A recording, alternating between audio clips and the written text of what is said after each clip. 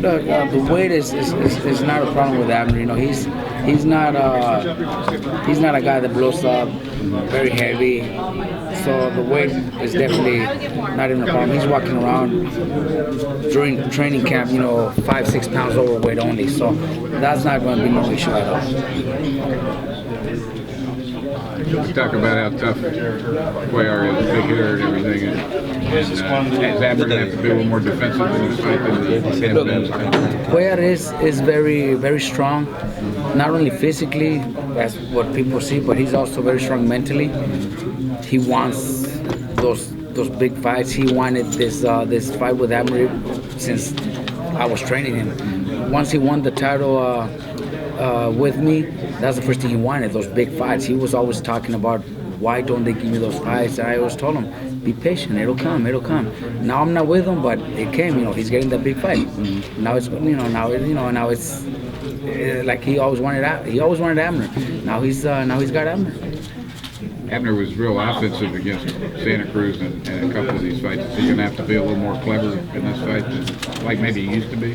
Look, Abner is very smart. And I think what Abner did with Santa Cruz was just try to go the easy way out, or what he was doing in his last few fights. But Abner has very good skills. He's very smart.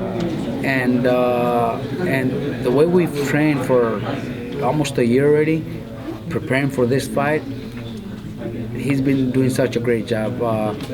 This is my first fight with Abner too. Even though we've been together for a year, this is my first fight. So I don't know. Once the bell rings, I don't know if he goes and does what he used to do just to please the crowd. But I don't think so. I think he feels very comfortable with me in the corner. He's listened to everything I tell him to do. Never wanted to make any demands or I want to do this or let's do that. Did everything I told him for a full year. So I think he's going to come out and do what we trained to do. So I really believe he has all the tools and skills to pull this one off. How did the thing with you and Jesus end, and what advantages do you have training somebody to fight?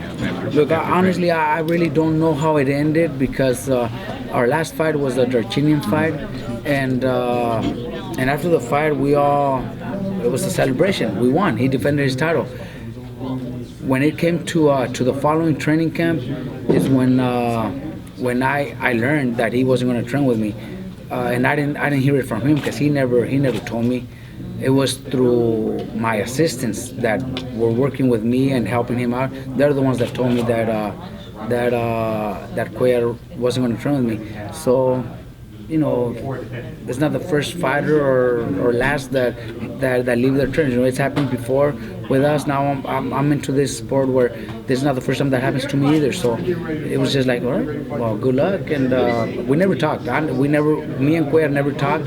Like I said, it was through my assistants only that they're the ones that told me. But that was his decision. He had his reasons. I honestly never heard it from him. I heard my assistant's story. Then I heard Cuellar's one of Cuellar's good friends' story, and also Sebastián Contursi told me his story. But all three stories were different. So I really don't know the real one until the day comes. If he ever wants to talk to me and tell me. But like I said, things happen for a reason. If he never did that, I would have never start training Abner. And believe me, Abner's.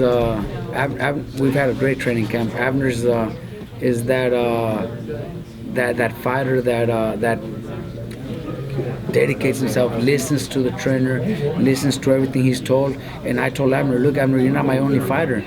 I travel. I have other fighters. So there's those days I'm gonna put all my effort, but there's those days where you're gonna have to train with my dad, or you might train with my son. He said, no problem. We did have those days. We had those days where I had to travel to a different fight for one day, and he would train with my son or my dad. So he understood and he was okay with it. And until now, I didn't have any complaints. So really good. You know, things happen for a reason. You know, if Cuellar didn't decide to leave me, I would have never met and trained Abner Mares. But you have an advantage having trained Jesus to tell him Look, things. I know Jesus. Look, I know Jesus.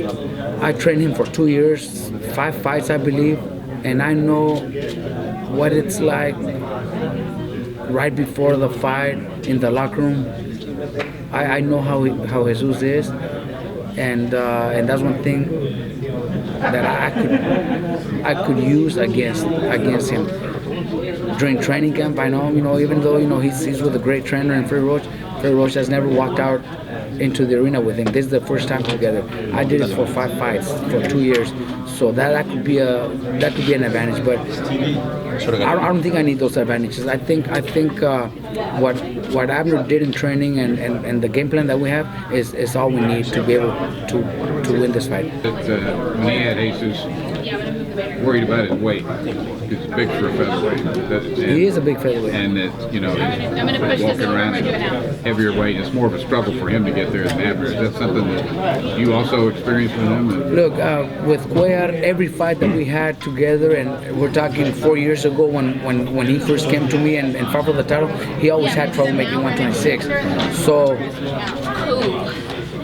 2 years ago was my last fight with him, and I know 2 years ago he was already thinking of moving up in weight. So if he's still forcing himself to get down to 126, I know it's not easy. I know he's having a hard time. You know, but after the weigh-in, he's got 24 hours, so I know he's gonna probably gain 20 pounds. 20 pounds. Will it affect him or will it benefit him? You know, he's always come strong in the fights. He comes strong. So maybe 2 years later, we might think it's going to be even harder. But he recuperates pretty good. I know I know what he does. I know him for.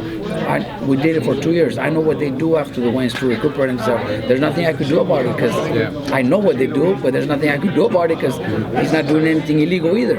Did it ever come down to the wire with him as far as like 126, like down to the minute? It always did. Every fight. It was hard. It wasn't easy, but he did make it. He always made weight. He never had any problem. He never had any fight where he didn't make weight. He always made weight.